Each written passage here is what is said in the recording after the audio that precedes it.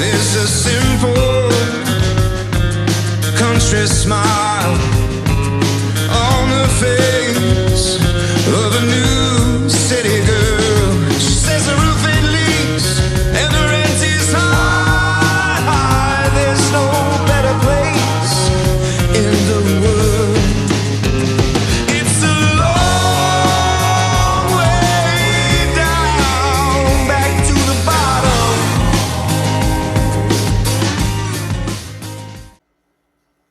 Jenny, thank you so much for agreeing to appear on Beneath the Surface. I am so excited about this conversation. You have no idea.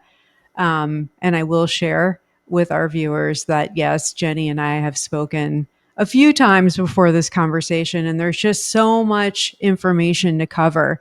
But, like I say with all my guests, where do we start? We start from the beginning. How did we meet? How did we meet?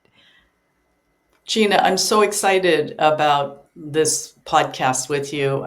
We did meet, I don't know, 10, 15 years ago. It's been a long time. Yep. And we were part of that larger HR leader community. So I'm really excited that I'll get a chance to just talk with other HR leaders and professionals on this podcast. Yeah.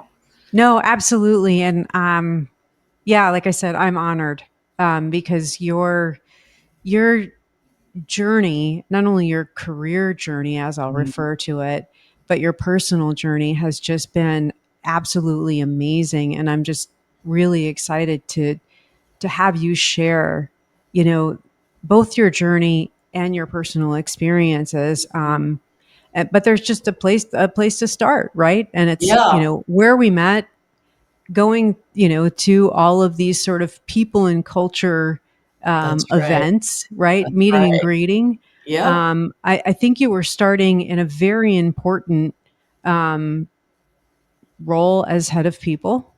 Right. That's right.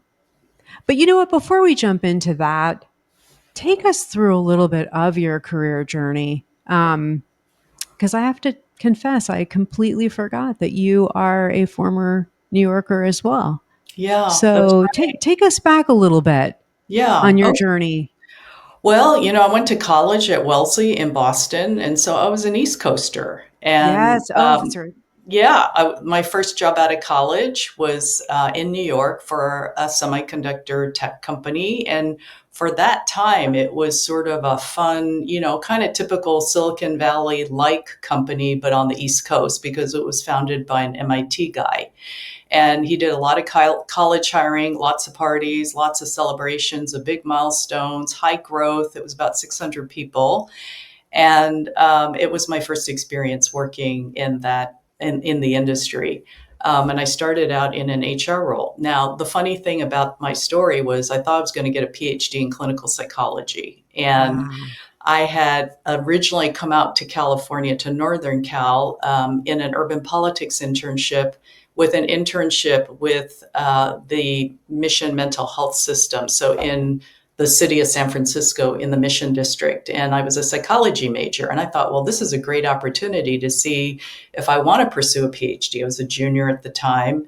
And after lots of experiences of working with psychotic patients, and I even went bowling with psychotic patients on the Haight, I said, it would be interesting to go work in an organization and in a company, not in a clinical setting, see what I think of that. And then I can always go back and get my PhD. And so when I graduated, I really took a job in HR because that was a great opportunity to just test the waters. And you know what? I enjoyed it so much ever since that obviously I never did go back for the PhD. But that first opportunity was in New York. And I met my husband there, Mark, my late husband, and he was interested in going to Stanford Business School. And I had said to him, I always thought about coming back to the Bay Area. Right. And so lo and behold, it was the only business school he applied to and he got in. And so we got married and we moved to the Bay Area immediately after that. So I spent 3 years working in New York and then made the move to the Bay Area. And the rest is history. I stayed here the rest of my career. It's So, amazing. Yeah, yeah. you and I have so much in common. It's almost scary. The things that I'm learning, it's just I It's love it. it's interesting, Gina. I think sometimes we're attracted to people we don't know why, and it's a bit of what I'll talk about later in understanding that people come into our lives for a reason, and we don't always know that at first. And it may be a strange attractors kind of situation where the energy you give off attracts certain like-minded people, and I think maybe that's a bit of our story moving forward. Oh, absolutely. Absolutely. So, look, you've had a really rich career, and one of the things we talk a lot about um, is transformational change management. You've had a lot of direct involvement with change management in organizations as an HR professional, both as an individual contributor and head of people. I Mhm. mean, share with us what that's like, what Yeah, that's been like. yeah, I would it was so rewarding over the years. I mean, I think my greatest joy is seeing teams at all levels transform themselves and to be the best that they can be, right? And often they're under a lot of stress when there's a major organization change going on. And so it causes people to reflect and really go inward and to really pull together as a team under duress. And when Right. they can break through and really get to high performance and to really see their business and their team succeed, it's really gratifying to be a part of that. And it's the positive, I think, the really fun part of HR that you get to get involved in because it's about leadership, it's about personal learning, it's about the team learning together and breaking through to success. It's really fun. It was always my favorite part of the job. Well, and that's it's really interesting that you say that because we've both had a long journey in this profession, right? Enough to see the pendulum swinging, so to speak. Mhm. And I think, in the I'll just say back in the day, Yeah. change was, I know it was a very important part of the HR role, whether you were an HR leader or an Mhm. individual contributor. Mhm. You were either leading change or creating and facilitating for the change, or you Right. were being affected by it, right? Mhm. And really advocating for the employee.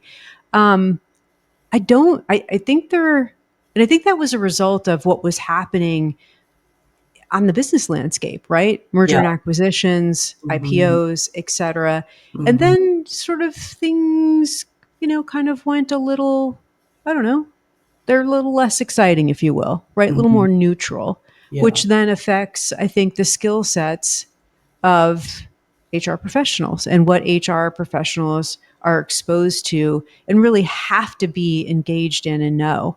Mhm. And I'm finding where sort of the cycle, I mean, today I just read an article of how, M&A has picked up, et cetera, et cetera. Mhm. And people are a little nervous about it in the profession Mhm. because change management hasn't really been a competency on the forefront. With that said, what would you advise? Like, what would be some of your advice for whether you're an HR leader or an individual contributor? Because you have great experience in some great companies as a change manager, literally. I think it begins with personal change, right? Which is how do you be a resilient leader and how are you a resilient person? I mean, this is where the personal and the professional kind of cross over. There's Right. such a rate of change. I mean, there's the concern about AI and how it's changing the profession as well as all your internal clients, right? There's the market and the economy right now and all the chaos and change that's going on. And so I think it's putting a lot of pressure on HR professionals to figure this out. And I think there are a few things that to me are universal from the time we all first started doing this work, Gina, right? Which Yes. is to be able to tolerate and be comfortable with ambiguity because there is just a ton of it right now. And it's Hmm. just increased in velocity, including our own profession. And so I think it's really understanding how to navigate that and not get stressed. Stress is stress, but I think it's so Yeah. much about, I think about what Viktor Frankl once said, which is somewhere between stimulus and response, there's a Yes. space to choose how you respond. And being able to hit the pause button in that space to really thoughtfully think about how you want to respond and to draw upon the inner resources that you have. I mean, I highly recommend that people do a lot of work on themselves personally in terms of personal growth. I mean, this is where I think where it's almost a requirement to get through this without sort of really becoming paralyzed, I think, with everything that's going on, because the roles we have are in service of others. Yes. And you know, we've often said you can only help others as far as you've gone yourself. And so I really think the lessons around personal growth, about creating your own resilience, become more and more important than ever before. Yeah, it's amazing. It's amazing that, and important that you cite that, because as I shared with you earlier, we have talked to a few different folks coming from many directions, right, so to speak, and it's single-handedly thus far the one thing that has connected all of our conversations, which Mhm. is, you know, harkening back to the recognition of oneself, right? Mhm. Whether it's acceptance, whether it's, I'm at a loss for words right now. There's just so much, right? There's so Yeah, it's many just, facets of this. And it's pretty fundamental, right? it is, it is. It's What we overcomplicate things today, though. Yeah, yeah, I think so. And I think it goes back to learning, right? I mean, one of the things that has served me well, Gina, my whole life, and I mean this career and personal, is a love of learning, Yes, and not threatened by learning, but learning because I love to learn. I mean, that has been, if someone were to ask me, hey, explain to me on your resume why you chose all the jobs that you did. For me, it was never about vertical promotion or position status or money. I always went where the work was interesting. That's what I right. followed, right? Every job and every pivot I made was really about, that looks like a really interesting opportunity, and it maximizes my opportunity to learn. And That's I think right. that served me well because in many cases, I had to reinvent myself. Either I worked in different industries, although I stayed in the HR profession, but every time I went to a new industry, I had to kind of do spring cleaning to figure out what's relevant in my toolkit and what's not, and how do I kind of reframe it to work in this environment. And so that happened across, you know, going from semiconductor business to large consumer tech to fashion to telecom and to ed tech. Each of those pivots required a reframing and relearning of what works and what doesn't work. And so I think back to the resilience and the learning. It behooves us all to kind of be lifelong learners in everything Yes, we do. And so if you're not feeling comfortable with that, the question becomes why, right? And taking the time to self-reflect. And one of the things that I really learned, and you know, we might get into this later or probably will, is because I went through a personal crisis, it caused me to really go inward and to really self-reflect and think about what is it that's going to help me get through this. And you know, there's another great quote in it, I think, of Joseph Campbell, who said, you know, when you have opportunities to find your deeper powers when you go through difficult times. And I think that that's what that's great. happened for me. And I had to go deeper on this and to understand that professionally, I felt like I had to be strong. And, you know, Gina, you and I talked about this earlier, which is these roles in HR, you're the heartbeat of the company. Yes, And you're the safe place for other people, for other professionals in the company, for your CEO, for your executive staff to come talk to that's right. about what's going on for them. But who do you go to?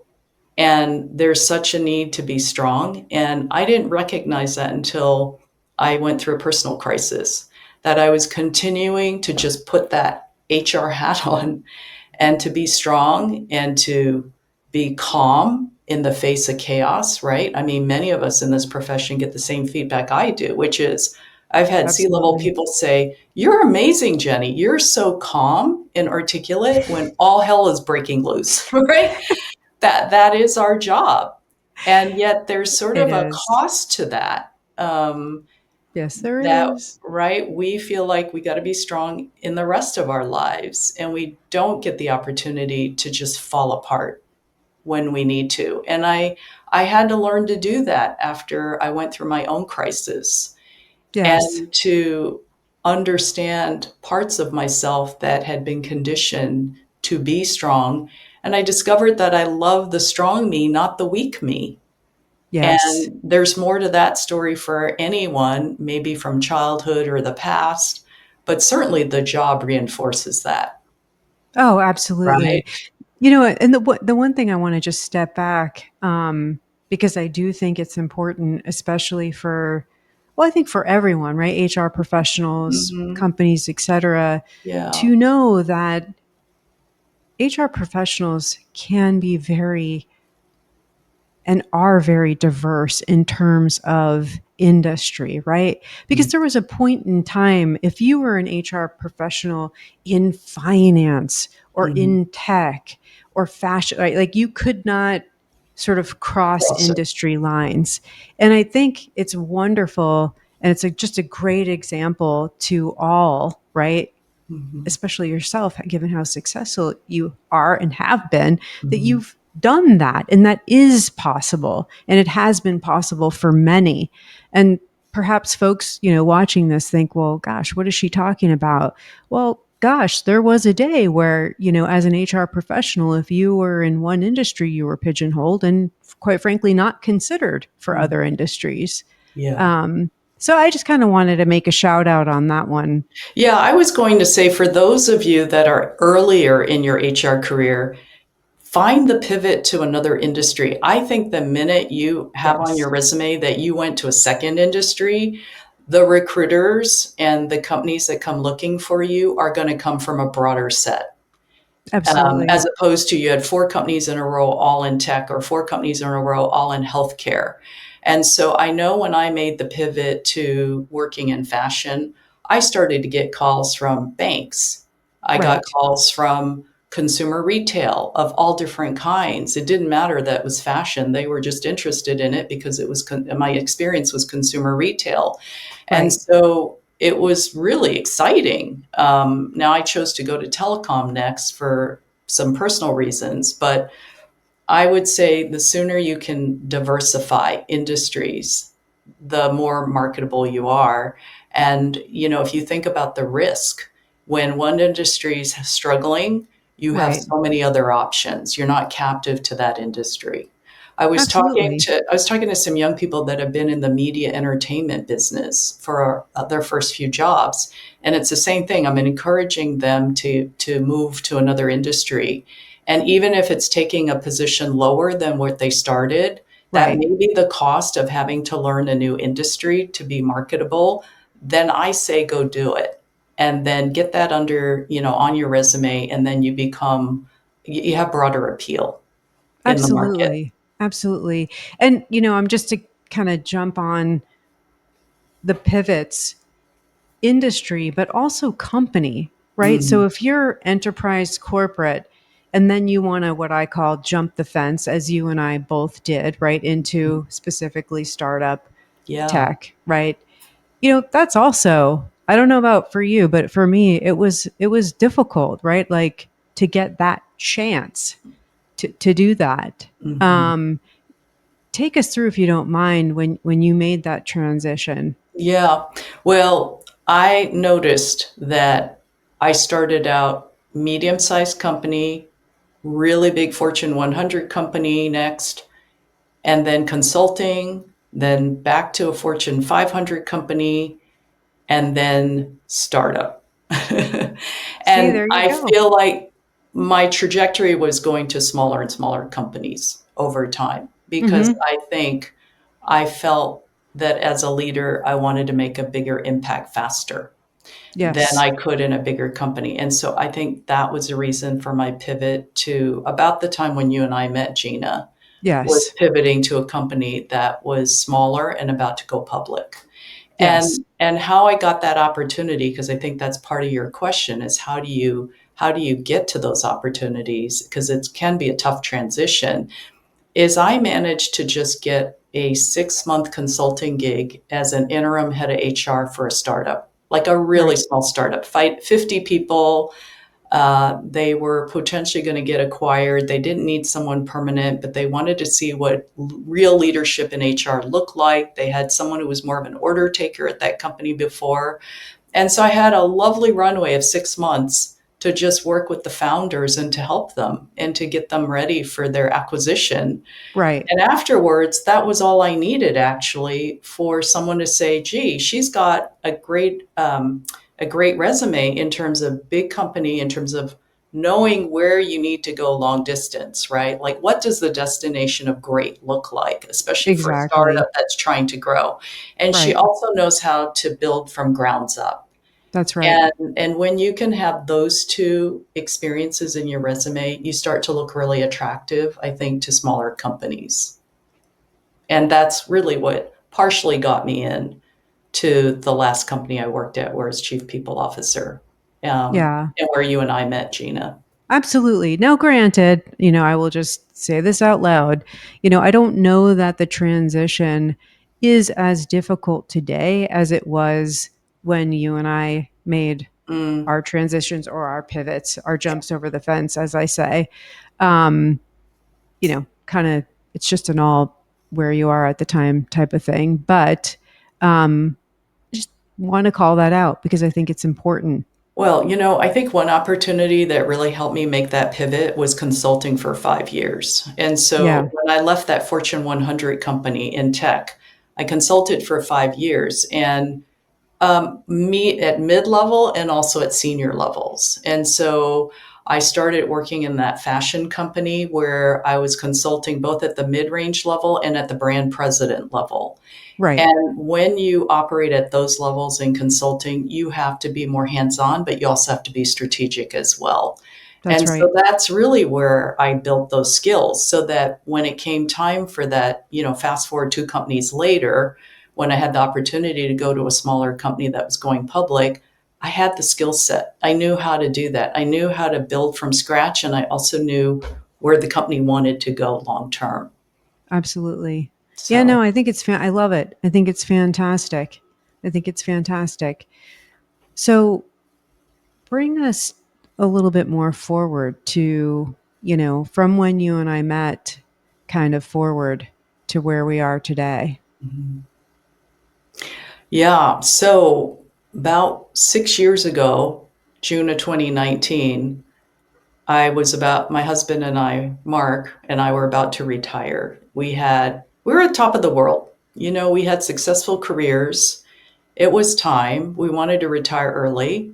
We were Right. planning to move to Lake Tahoe. We're avid skiers. So we wanted to ski, hike, spend more time with family and friends, and travel a lot, right? Go through our bucket list of all things we wanted to do. I knew long term we might want to work together at a nonprofit. Mark and I both had real passions for helping others. I've Yep. always had a lot going on in terms of volunteer activity, even while I was working in HR. And so he had just given notice at his startup in Reno. I had given notice at my company. And this was June of 2019. We were planning to retire and buy a house by January of 2020. And Mark he was also a recreational pilot. So we were also planning to fly lots of places and do fun things. And on that fateful day of June 11th, he flew to, well, let's see, a couple days before, he flew to Scottsdale to go to the Mayo Clinic to get one of those comprehensive executive checkups. Mm, His father had died of a heart attack 10 years earlier, and he wanted to check up on his cardiac health. And why did he fly to the Mayo Clinic in Phoenix or Scottsdale? It was because he wanted to fly his plane. I had friends who said, Right. why didn't he just go to Stanford? It's local. I said, oh, he loves flying. It's just an opportunity to fly his plane. So he kept a plane in a hangar in Carson City. He flew to Scottsdale. He called me the night before and said, thumbs up, you know, clean bill of health, everything great. Heart health is great. The next morning, he did some more work at the clinic. Then in the afternoon, he got on a flight and he was flying from Scottsdale Airport back to Carson City because he was living in Tahoe at the time and Right. commuting back and forth to the Bay Area. Anyway, about 7 minutes after takeoff, he reported a rough running engine and he had to figure out a way to emergency land because he was losing engine power. And he wasn't going, so he called the tower. They tried to direct him to a local airport, but he knew he wasn't going to make it. This was in Deer Valley, which was a northern suburb of Phoenix. They Right. tried to emergency land on a 2-lane road, but because there were 3 drivers on it, he swerved to the right to avoid hitting them. But because he had no engine power, the plane was careening and the right wing clipped 2 light poles, caught on fire because the fuel tanks are always in the wings. Okay. And he hit a concrete barrier, flipped upside down, and crash landed face down on the side of the road. A lot of people gathered around. They saw what happened. They called 911, and a lot of people were filming. And Thomas Honeycutt, who would be the Good Samaritan who would rescue Mark from his plane a few minutes later, had pulled up in his car with his partner. He saw what was going on. He saw they called 911, and he said to me later, I was so angry that people were filming because I knew if someone didn't run out and rescue the pilot, he would die. And Right. so this is June in Phoenix, 95 degrees. He's in shorts, flip flops, and a t shirt. And he goes running out there. And he said to me later, while I was running out there, Jenny, I thought to myself, if his seatbelt is still on, I'm not going to be able to rescue him. Right. And the amazing thing was, as soon as he got to the cockpit and his cockpit was cracked open and Mark was right there upside down, he said, I saw his seatbelt melt right off his body.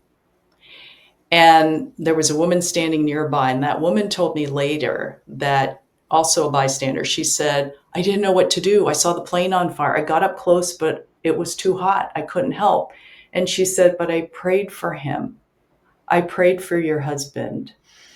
And we think around that same time was when the seatbelt melted off. And so Thomas pulled Mark Wow. out on the first try. Thomas is 5'9", very buff, a jiu-jitsu champion. Mark was 6'2", 220 pounds. Sheer adrenaline. He pulled Mark out on the first try and got him out. And then 2 guys came over across the street, and the 3 of them carried him to safety. And then minutes later, the plane exploded. And so absolutely, Thomas Honeycutt rescued Mark's life, or he would have perished that very moment. And he would later go on to win a quarterly Carnegie Hero Award, which is only given out to 4 people a quarter who have put their own life at risk to rescue someone else. So Wow. a brave and courageous man, and he and his family are a big part of our family now, because we owe him so much. So what happened was Mark was severely burned, over 80% of his body, 3rd-degree burns. He was rushed to a very renowned burn center nearby. Thankfully, it was only a few miles away. He had the presence of mind to call me from ER to tell me he loved me, but I had no idea what was going on. Right. And I'll never forget the day I took the call. I was at work and the phone kept ringing. I didn't recognize the phone number. I thought, oh, Right. someone trying to sell me something, right? Spam. But it kept on ringing. And so I Googled the area code and it was 608 Phoenix. And I thought, oh, shoot, I know Mark's there. So I picked up and it was him. He was calling me from ER and telling me he Mm. had an accident, that he loved me, and then they put the doctor on. All this to say, I got out there as soon as I could because I knew it was life-threatening. I think the doctors were trying to tell me they thought he was not gonna make it in the next 2 weeks. And miraculously, he survived. He survived. And then he went on to, I moved out there, took a leave of absence from work. I'll be forever grateful to our CEO and staff for supporting me during that time, as well as my HR team. They took over. I couldn't think of anything else. And I rented an Airbnb, moved to Phoenix to be by Mark's side every day in ICU. Severely burned patients are always put in a medically induced coma because the trauma their body suffers is just so painful. Right. It is the worst trauma a human body could endure. And so he was in a medically induced coma for a long time. I really couldn't talk to him or communicate to him. And so I think during that time, I felt like, my point going back to how our HR professional experience, Exactly. we have to be strong. I said, I have to be strong. My life is falling apart, but I have to be strong because I can't let him down. I can't let Mark down. I've got to make all these medical decisions. They had to amputate. They had to, get my permission to do a lot of things. And so I really had to take care of myself. And that's one of the things I did do well, which was I really had a routine of self-care because I always had to do a 3-hour dressing change for him because when you're severely burned, your skin is your natural protective barrier and it's gone. Right. And so everything has to be very sterile. And so they would spend 3 hours changing every morning his dressings. And so I always had a bit of time in the morning to do several things. I always worked out, ate a good breakfast. I took care of myself. I had my coffee. And then I packed a lunch to bring to the burn center. And so having a routine was extremely helpful. And I had to be strong, like I said. And then we thought he was going to make it. They had put skin grafts on 2/3 of his body. And by the way, skin graft technology these days is amazing. They I'm can sure. take they can take postage size stamps of your skin and grow skin. And they put it It's all over your amazing. body. And then they're like little island buds that grow over about 4 weeks, and then they join together to create skin. And so Mark survived for about 5 months. 2 weeks before he eventually succumbed, he finally could speak. He was conscious. We could tell each other we loved each other. We had no regrets in our life together. But then he died within 24 hours of a routine hospital infection that was resistant to antibiotics. And so it was a huge shock to all our friends and family.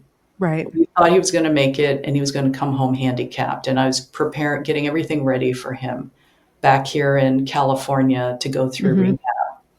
So that's what happened, Gina, in Gosh. 2019. And in an instant, my life completely, shockingly changed. Yep. Life Yeah. happens.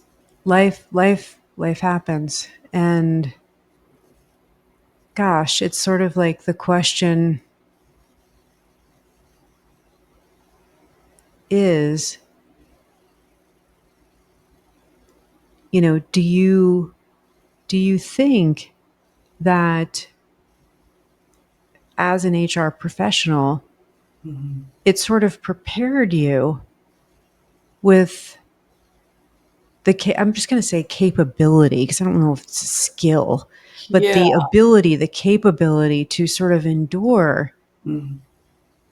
I mean, yeah, Yeah. Well, a couple things. Like we used to say in change management, the only guarantee is change, yeah, right? And so here it is, right? It's when you don't always expect it on a personal level. And so it really tested, I think, a lot of what I knew professionally. Um, I think it was also understanding that there's an ebb and flow to life, right? We used to talk about in organization development when that's we right. shifted in the old days, right? In the good old Yes, days, from the mechanistic model of organization and teams to organic, that yes, organizations are living systems. that's Well, right. you could kind of go back to that and say life and the world is a living organism, is a living system. And one of the things I did after Mark died is I spent a lot of time in nature. And guess what? He died right before COVID. And so I was stuck at home anyway. And Right. honestly, one of the few things you could still do was go ski, go for hikes, go for walks, couldn't always do it with a lot of people, but at least Right. nature was still at your doorstep. That's And right. so, one of my observations that I hadn't really fully internalized until I went through this personal crisis is that there's a natural cycle to nature. There's ebb and flow, there's seasons, there's death, there's birth. And I started to really lean into that and to really understand that for myself and to know that when bad things happen, good things can happen again. That this was a season in my life that I was going through where I was going to go through a lot of grief and a lot of loss. But I always believed that around the corner, something good could happen again. And to recognize and to see more clearly the beauty in nature and to find those moments of joy. And I never thought I would understand what it was like to feel in the same moment extreme sadness and joy at the same time. Right. Until you've been through loss, you don't understand that. But the most important point is you can feel joy. That's right. And a dear friend of mine from college said to me, Jenny, you've got to create new memories. And what a wise set of words, right? Because what I learned was every time I created a new memory of joy, it was a way to move forward. That's And right. that I would always miss Mark. I would always be sad about not having him by my side, but that I could find joy and again, and to find love eventually. So, Well, I think I'm just overwhelmed myself here. yeah, But thank you for sharing that. I mean, that's just an uh, amazing. yeah, I knew. We here at Beneath the Surface, we do not script things. We do have mm, brief conversations because we want to keep our space safe and compliant. But for those who are watching, I did not know all of this, so I'm hearing this firsthand, as are the rest of everyone else. So yes, that's amazing. well, I wanted to say, Gina, that one of the things I learned when I was at the Burn Center is, I was a private person before everything that happened to Mark. Um, it just was who I was. And Yes, because I was now in a city I wasn't familiar with, I was away from friends and family. My youngest son, who was in a master's program in Zurich, dropped out of his program for a few months and came and stayed with me for 4 out of the 5 months. So thank God for that. He was a huge help. Um, I found myself writing on one of those caregiving platforms, like I'm sure all of you have seen some of that when someone has cancer and they're going through chemo. It's a platform where you can register and kind of find out updates and right. help out. Well, I was on one of those. We started one of those, and it went from me writing daily medical updates to literally pouring my heart out in this It's blog. amazing. Yeah, like I talked about the love Mark and I shared about our life, about who we were. It was more than just the medical updates, my hopes, fears, and dreams. I wrote it all out. I think I found it therapeutic. And the amount of love and support that came back to me, and this is one of the things I wanted to share with people, is that when you open up and you're vulnerable and you talk about what you're going through, it's amazing how you're able to let love into your life. When you're Mm, closed, it's going to be limited. And I was overwhelmed by the amount of love I received from the nurses, the physical therapists, the doctors, everyone who read my posts. And what I found out later was that we ended up having over 500 people reading my posts every day.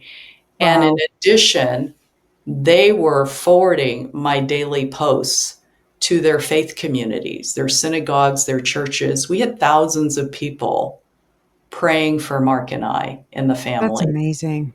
and reading compulsively. They said they couldn't wait to read my posts. And I found out later it was really inspiring to them because they were just floored, I think, by how I was coping and how I was getting through that time and how the love I was receiving from people was actually helping me. It was very generative. Right. It was I like was able, fuel. yeah. And so one of the things I learned, Gina, is that love and hope are the most powerful forces in the world. And that if you can tap into that, it gives you the strength, like authentic strength to go on, but it allows you to also be vulnerable in a way that people can really help, right? I never knew how to ask for help. Mark Yes. and I were extremely independent. We were both raised to be very independent people. Mm-hmm. And as a couple, we were very independent. And as a unit, we were a unit, a cozy little unit that got everything done in life. And we were both oldest born kids in our family. So we Yes. always felt like we had to be responsible. And it was the first time I had learned to ask for help and to not be so guarded about my tough moments. And I was rewarded, I think, with such an overwhelming flood of support and love. And it I love created that. a virtuous circle, right? Because what happened was people were inspired by Mark's courage in avoiding to hit the car, the drivers on the road. Oh, yeah. They were inspired by Thomas Honeycutt's story. They were inspired by how I was getting through this. They were inspired by the love between Mark and I. They started telling their own stories to the community. And Mark's business school classmates really rallied in a way that Yeah. we didn't expect. And they included people we didn't even know that well. And it catalyzed them in their own community to start sharing their own stories of health issues and problems that they encountered, and they were relating to each other at a much deeper level than they had before, because before that it was the usual thing you would expect among business school Of classmates. course. They're Right. posting about, hey, I need a finance person, anybody know a really good professional, oh, I need a consultant, that sort of thing. And Right. they went deeper in their conversations and connection with each other. And so I now believe love is an energy. It's more than an emotion. And I just want to like cap that off with one really great story. There was a young nurse in her late 20s who was really inspired by how much Mark and I loved each other.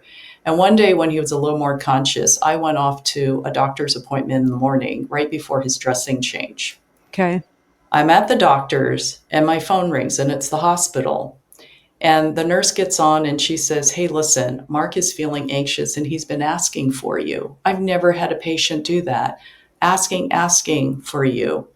I'm going to put him on speakerphone. So she put him on speakerphone so I can get on the call to just say to him, I love you, honey. I'll be there soon. You're going to be okay. And that was just a few seconds. And she said, you know what? That really helped him. He's calmed down. We're all good. We'll see you in a couple hours. Well, so when I got back to the hospital, she said to me, Jenny, I've dated a lot. And when I saw the love between you and Mark, I'm going to start crying now. She said, it caused me to raise my own expectation and bar for who I want to date because you have given me a picture of what I want. Right. And, after Mark died, she told me that as a result of that, she started dating one of the male nurses who was the guy who took care of Mark the day he died. Wow. And they're engaged.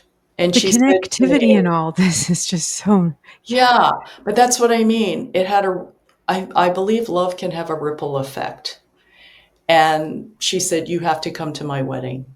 You and the boys, your two sons, have to be, you'll have front row seats at the ceremony because I owe it to you. Wow. Yeah.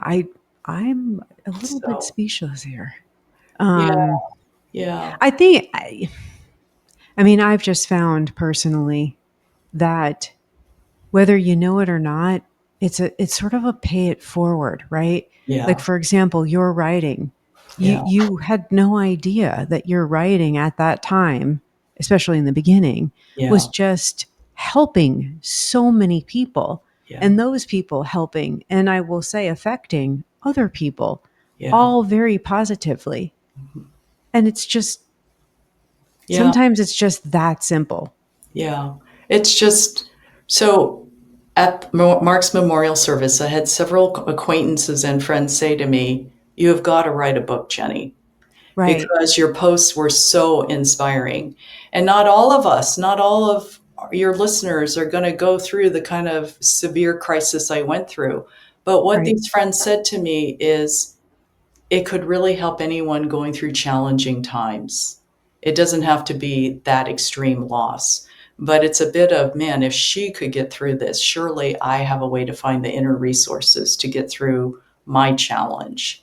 And Right. so it took a couple years. I wasn't ready. I had to go through the stages of all the classic stages of grief that we know about. But after 2 years, I was ready. And I have to say, I felt like every step of the way it was magical in terms of finding an agent, finding all the resources I need to get the book published. And I feel like it has its time. You know, timing's really important. Elizabeth Gilbert, who's the writer of Eat, Pray, Love, and many other books, she Yes. talks about when you feel conviction about an idea, you have to act on it right away, or to Absolutely. really sit on what is the right timing. And it's an idea that's ready to be released into the world. And so I felt guided in writing the book. It flowed out of me. I wrote it all in 1 year, which is apparently what people tell me is quite fast. I think so. I think so.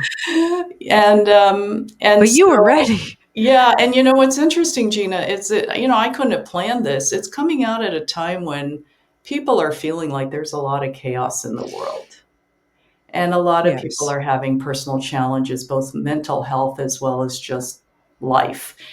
And I feel like I want the book to be a beacon of light out there that gives people hope and to inspire. And it's really just my story. I'm not trying to tell people what to do about their own life, but the That's hope right. would be that my story could inspire others to just maybe do something a little different for themselves tomorrow that would let a little more light and love and hope into their life. This is, I mean, I just, again, I have no words. It's beautiful. I'm so excited to read it. Um, yeah, I have to say, this is the first time, folks, that I'm seeing Jenny's cover, the website, etc. And I just, yeah, there's no words. It's absolutely beautiful. I wanted to say that the reason why it's called Forever Fly Free is because a dear friend and I were talking about 6 months after Mark died. And I said, you know what? I was a really strong person. He was too. We were successful in our lives. But I feel like a baby bird who's been pushed out of her nest in free Yes. fall. I'm in free fall. And it was a time of really exploring who I was after being married to an amazing man for 31 years and really causing me to go on a personal growth journey and a personal transformation journey. You know, Gina, you talk about that is one of the topics, both organizational and personal transformation. I think Absolutely. when you go through a tough time, again, back to the Viktor Frankl quote, between stimulus and response, you have an opportunity around how you choose to respond and what choices you make. And I chose to go down a path of personal learning, and which served me well in my career. And now I got to use it and apply it in just a much deeper way than I ever expected to in my personal life. And I'm here to say 6 years later, I'm in a really happy place. I found love again. And what I Amazing. find is that when you learn to trust your intuition and to dial into the right side of your brain so that you're balanced in both, because I think in business, we get rewarded so much for all our left brain activities, right? Yes. Drive for results. I was really type A before all this happened to me.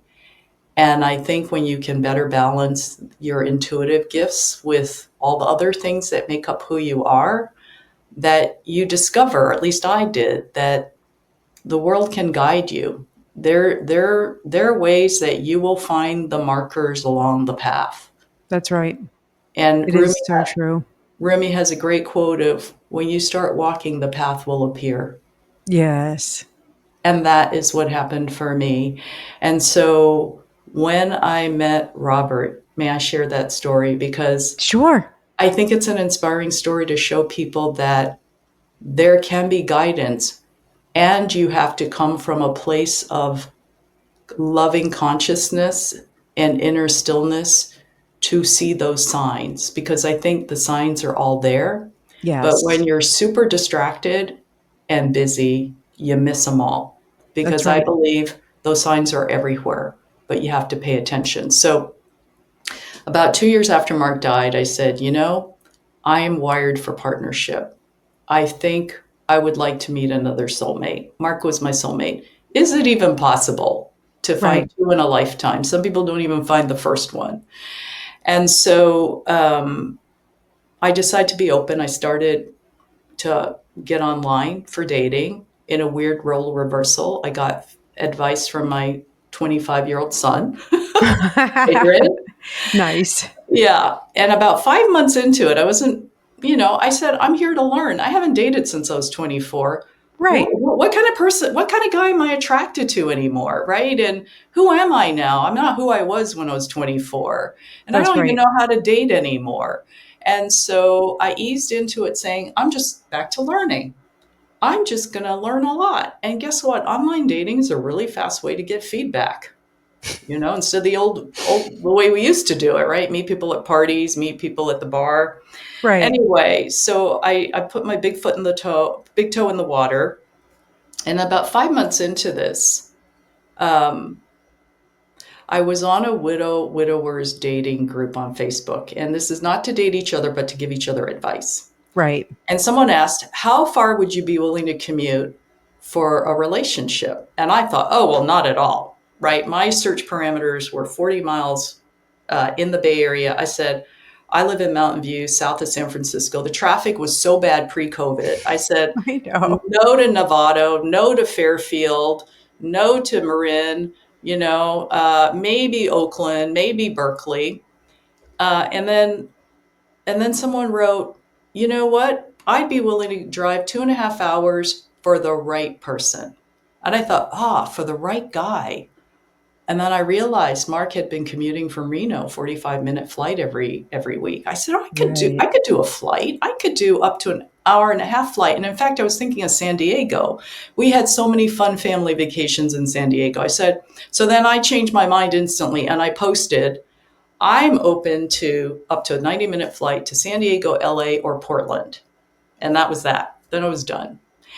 And then a week later, Robert, a guy who is now my partner, reached out online, and it said he was from La Costa, California. And I thought, oh, well, he's tall and good looking, very kind looking eyes. And La Costa, I was like, where's that? So I Google it. It's Carlsbad. So why is Carlsbad significant? Before Mark and I were about to retire, I told no one but Mark that I wanted a beach cottage in Carlsbad. We agreed to retire in the mountains, in Right. Tahoe, lake, Yes. mountain, skiing, hiking. But I said, I grew up in New York. I grew up on the coast. I went to school Right. in Boston. I still want a beach cottage in Carlsbad. And he said, duly noted. We'll work on that at some point. And Robert shows up from Carlsbad.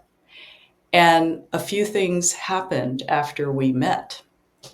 We later found out that we were both working at the same tech company in Santa Clara in 1989. I'm dating myself now. He Wow. was newly married. I was newly married. I had just moved to California. He was a consultant traveling up from LA every 2 weeks. We probably passed each other in the hallway, but were never introduced. Sure. Then we also found out that in 2019, when I was at the Burn Center with Mark, he was in the same neighborhood as I was with his wife, who eventually died of cancer. They were there for last ditch alternative medical treatment. And we had stayed 5 blocks apart from each other in the same neighborhood in 2019. We had shopped at the same Trader Joe's, Whole Foods, ate at the same pizza restaurant in 2019. And then we met online 2 years later. It also turned out that he found me by accident.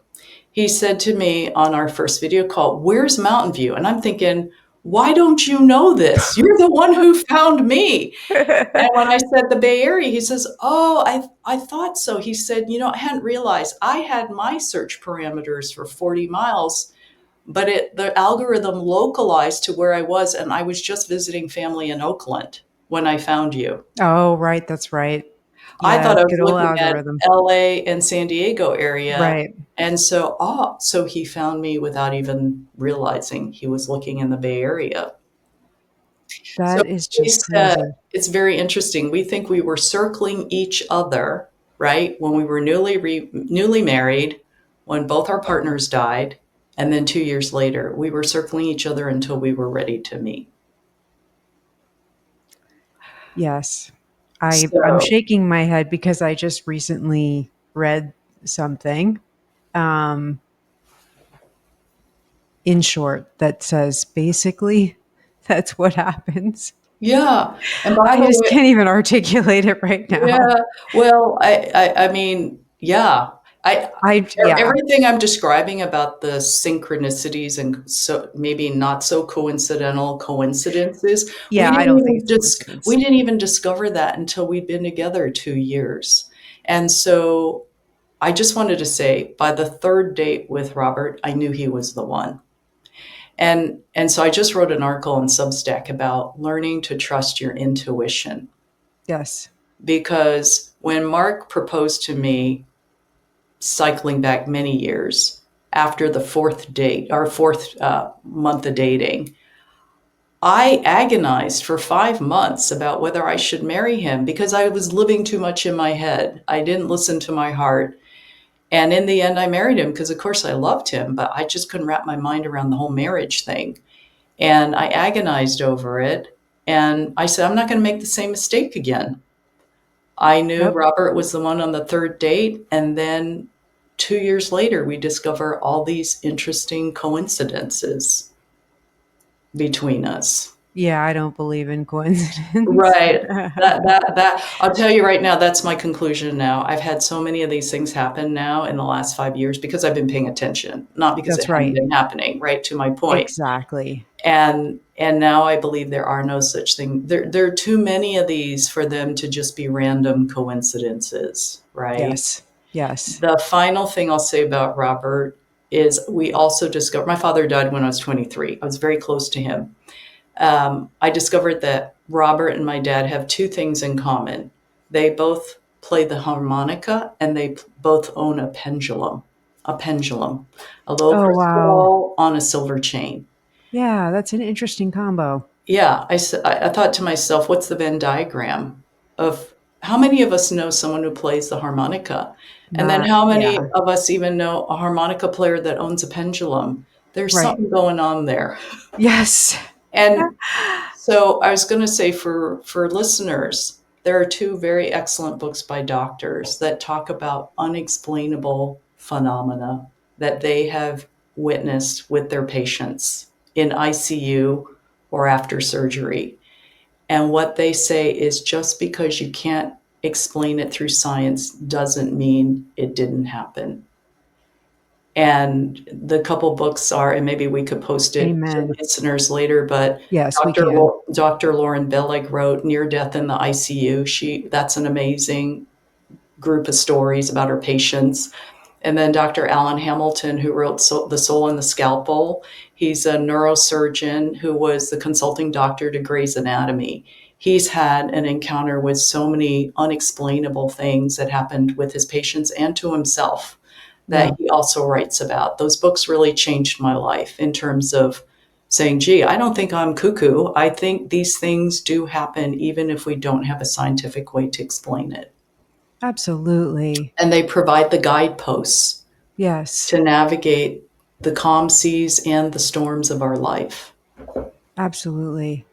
Wow. I'm just wowed right now. Um, You know, Zach, can we pop back up the website/book? I'm obsessed with how beautiful this is. It's just absolutely gorgeous. I think you, if I remember, because I looked down, I cheated and I looked down. You've got a listening recommendation, or you've got a. Oh, right. I'm Yeah. just so overwhelmed right now. I can't even Yeah. If speak. you go to the media page and go scroll down to the very bottom, there are two Spotify playlists. There we go. The first one's the Phoenix playlist. Music played a very healing role in my story with Mark. We both love live music. And there's music in the left side there that are some of the songs that were played. We had a playlist running the whole time with Mark in the room because I really believed it helped heal him. And so those songs are mentioned, some of them in the book, and they were on our playlist. And then the second playlist is called The Healing Journey. And this was all the music that I listened to after he died. You know, I think that music can touch your emotion in a way that you don't know how to articulate or verbalize. And I found the Absolutely. Healing Journey playlist incredibly comforting and healing. And so I had them there because I just thought that could really help people with they're Yes, going through their own loss or going through their own personal challenges. absolutely. Well, thank you so much for sharing this. We discussed not being able to play some of the music, which I really know. annoys me because I love music, and it's been a really cool theme throughout Beneath the Surface so far. And it's just, we keep saying it's really medicine for Yeah. your mind, for your soul. So it's, Yeah. yeah, I love that. It's There are amazing. so many stories in the book about the music and the role music played and some unbelievable things that happened, Gina, around music and the messages in music. So, Absolutely. yeah, I think that encourage listeners to read the book because I think there's something pretty magical about music as well. Definitely. Well, I mean, I'm just over. Again, I'm hearing some of this stuff for the first time, and yeah, I just yeah, I'm a processor. So Yeah, well, you know, I have to say that after everything I've been through, I think the most profound discovery that I have come to is that there are no guarantees in life. no, Life will happen. There'll be good times, there'll be bad times. And what I know now, having been through the journey I've been on the last 6 years, is that I know with certainty that I will be okay. This isn't yes, some Pollyanna version that life will be grand, but that through it all, the ups and downs, I'm okay. I'll be okay. yep, And we all have that capacity if we cultivate that and are open to it. and are open to it. But it That's right. starts with, it's like everything. You got to start with being open. That's the That's first right. step, That's right. right? Well, I'm Jenny. This has just been so amazing.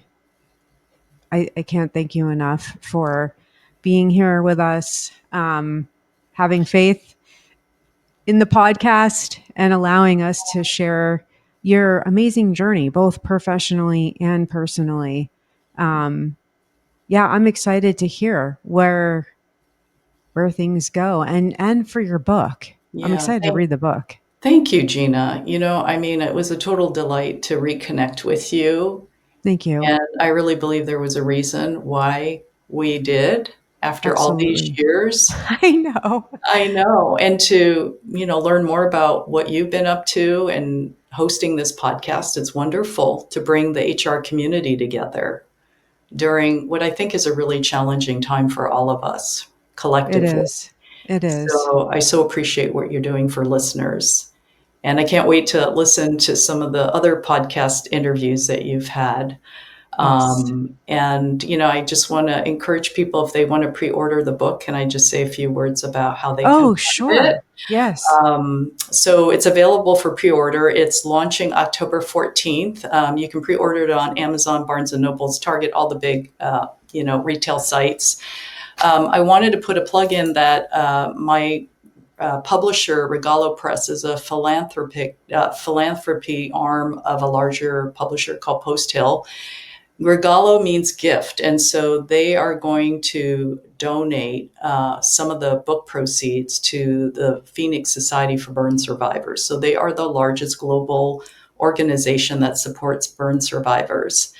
And those people are incredibly courageous, to have kind of survived what they did and what Mark would have had to live with if he had survived. So it's going to a good cause. And if you're ordering internationally, the only way to pre-order right now would be off my website, which is www.foreverflyfree.com. So, Awesome. Yes. And we'll have that information available as well. yeah. So, Absolutely. yeah. Well, thank you again. Well, thank you, Gina, for having me. It's been a total delight Amazing. and a wonderful way to reconnect, and just happy to always talk about love and hope and how powerful they are, because that's what I learned. Absolutely. Well, thank you. And we are going to stay on this journey with you for sure. Okay. Thank All you. right. He says it's a long way down, back to the bottom.